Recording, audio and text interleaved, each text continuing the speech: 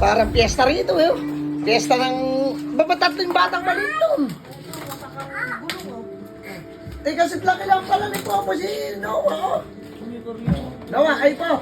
Po, mag-basketball ka bukas. Ha? Yun, maglalarong basketball. Isang bata ron. Lalaro din.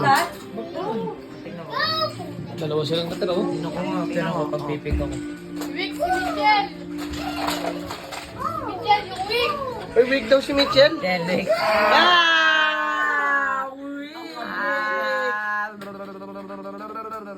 Weak. Weak. May stress yan. Wala ba kayong, ano? Magdadala ako ng gunting, no? Gunting. Gugupitin ko lang yung mga buhok ninyo. Para matigas tayo, par. Ayun, matigas daw. Matigas daw. Habang nanonood. Kaya mo na lang dyan. Pani ako. May kulay pa buhok. Oy, respond ka lang. Pani daw siya. Ginagawa nyo. Emel. Yun. Ginagawa nyo. Sila na naman natira dalawa. Uy, isa nagbo-boxing, oh.